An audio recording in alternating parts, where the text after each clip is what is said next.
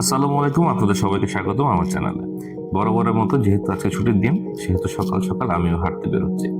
তবে আজকের দিনটা একটু স্পেশাল, কারণ আজ আমার সাথে থাকবে আমার বড় বোন। আমরা দুজন মিলে এই প্রথম সকালে হাঁটতে বেরোচ্ছি। ব্যাপার হচ্ছে, দিনে দিনে বয়স বাড়ছে আর আমরা সবাই স্বাস্থ্য হচ্ছি।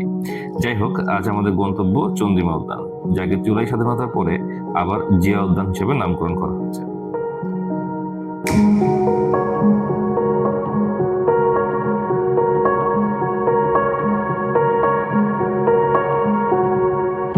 আপনারা অনেকেই হয়তো এই জায়গাটা গেছেন, ছবি তুলেছেন, আড্ডা মেরেছেন, কিন্তু এর পেছনের ইতিহাস কি জানেন? চলুন, এর নামকরণের পেছনের ইতিহাস জানা যাক।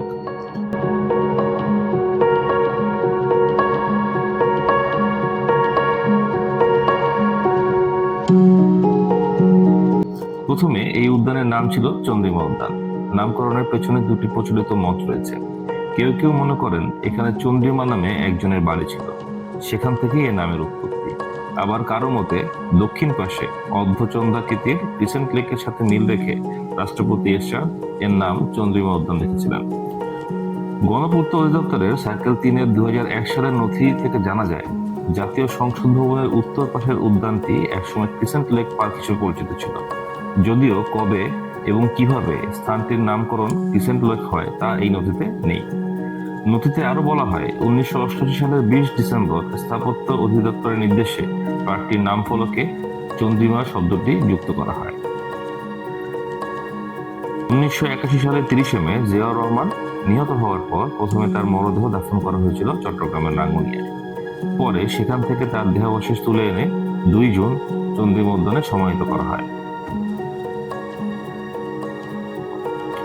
1991 সালে বিএনপি সরকার ক্ষমতায় আসার পর 1992 সালের 11 ফেব্রুয়ারি চন্দ্রিমা উদ্যানের নাম পরিবর্তন করে জিয়া উদ্যান করা হয়।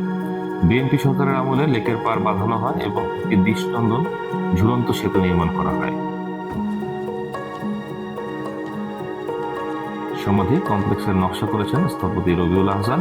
সমাধিটির চারপাশে রয়েছে মার্বেল পাথরের বেদি, মসজিদ, মেমোরিয়াল হল এবং একটি ক্যান্টিন।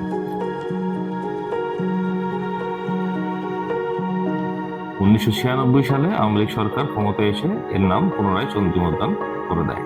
এই নাম পরিবর্তন রাজনৈতিক পালাবদলের সঙ্গে একাধিকবার হয়েছে। সর্বশেষ 2025 সালের মার্চ মাসে বিএনপি সমর্থিত অন্তর্বর্তী সরকারের সিদ্ধান্ত অনুযায়ী উদ্যানটির নাম আবার জিয়া উদ্যান করা হয়েছে। উদ্যানটি জাতীয় সংসদ ভবনের উত্তরে শেরেবাংলা নগরের কেন্দ্রে অবস্থিত। এর আয়তন প্রায় 74 একর। জিয়া উদ্যানে যখন হাঁটবেন তখন আপনার অনেক বড় বড় গাছ চোখে পড়বে, এবং এগুলোর বেশিরভাগই হচ্ছিল কৃষ্ণচূড়া, শিরীষ গাছ আছে এবং জারুল গাছও আছে।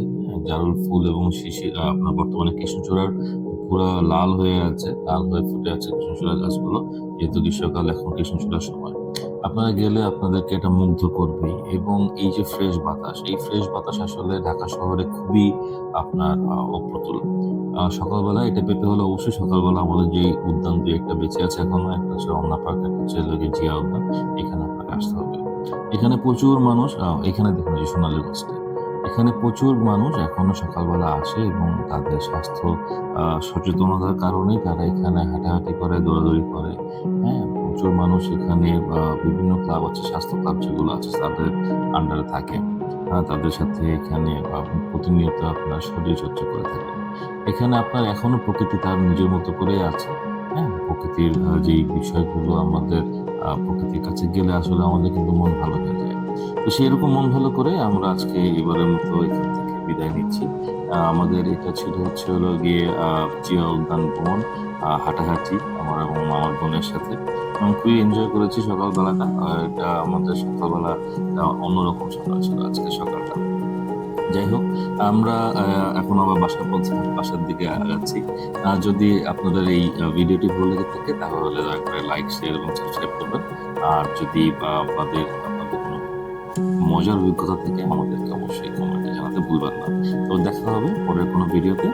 আসসালামু আলাইকুম।